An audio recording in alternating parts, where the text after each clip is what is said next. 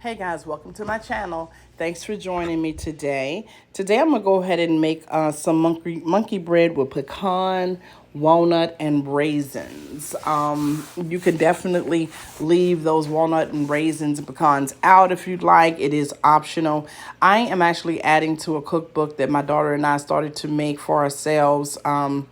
And this is one of the actual recipes that I wanted to add to the book, just in case my children wanted to later on make their own monkey bread or deluxe pizza monkey bread, salmon, sushi. There's a lot of different type of dishes on my channel that I'm uploading for my kids, and I decided to share it with everyone else.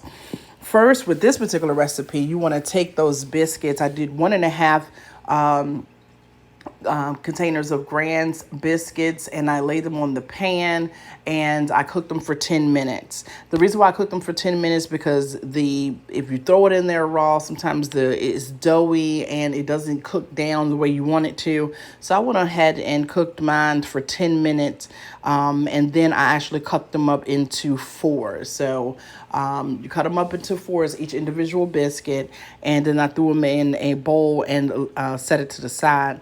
Then I took my bundt can and I coated it with olive oil. You can coat it with baking spray, whatever you prefer. Some like to use the butter spray. And then I melted 2 cups of grass-fed butter. Not margarine. I actually did the grass-fed butter because it actually makes it thicker and stick to the biscuits a whole lot better than margarine does. Margarine has a little bit of a watery base consistency to it.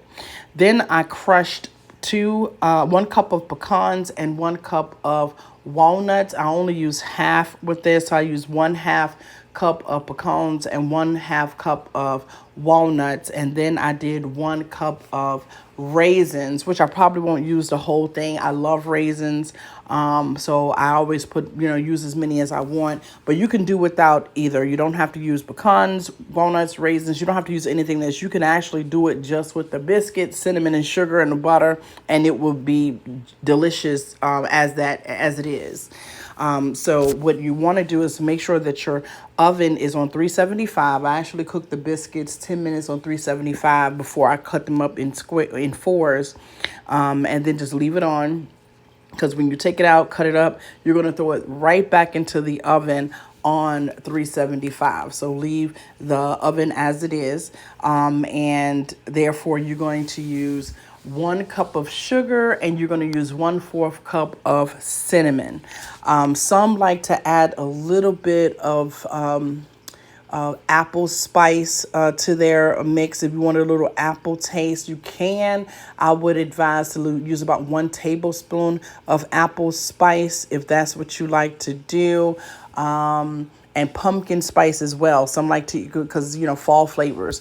So some like to do pumpkin spice. So I would actually add 1 tablespoon of pumpkin spice if you wanted to give it a little bit of a twist. So you can be creative with this particular recipe. No mistake is a horrible mistake. Go ahead and add the 2 tablespoons or 2 sticks of butter or 2 cups of melted butter to your biscuit cubes that you've already cut up, and mix it well. See if you can coat every single piece of those cubes with the butter, because that's important when you add the sugar and when you add the cinnamon. Then I'm gonna go ahead and add my sugar in. That's 1 cup of sugar into the bowl and mix it up really, really good. Just to throw this in there, some like to use a couple of teaspoons of brown sugar. I don't see it necessary because this is a very sweet dish. So I don't add the brown sugar, but you can if that's what you like to do. And then I'm going to go ahead and add my other ingredients. I added the cinnamon, the raisins, and the crushed pecans and the crushed walnuts. And go ahead and give it a mix. The sugar is flying everywhere. But go ahead and get a mix and try to coat every single piece, because that is important when it comes to the cooking process. You want to make sure that every piece has something on it, because when you pull it, you want something on it. You don't want to get a blank piece of bread with nothing on it and you're just like eating bread. So I'm going to mix it for a little bit, make sure that everything is where it needs to be and everything is coated.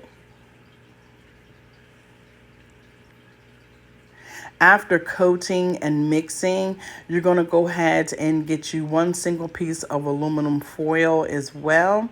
I like to cover my monkey bread with aluminum foil because it helps the cooking process. It helps it cooks from in and then out. So I cover it up with one piece of aluminum foil and put it in for 10 minutes. And that's the first part of my cooking. When you're adding the product inside the bundt pan, you don't want to pack it. You do want to make sure that your ingredients are even. So you want to make sure that all sides are getting raisins and pecans. And that's if you decide to use those ingredients. You want to make sure everything is actually where it needs to be and every piece is getting something, so every pull is delicious. But just do not pack it in. You want to make sure it's even without packing. And then I'm going to go ahead and get my aluminum foil piece that I was telling you about. And I'm going to cover it up with that aluminum foil, sealing it in, but not so much where it's really sealed, but just kind of laying it on top to help that heat get down in the middle of my monkey bread. And let's go ahead and add it to the oven. I'm going to set my timer for 10 minutes and with the top on.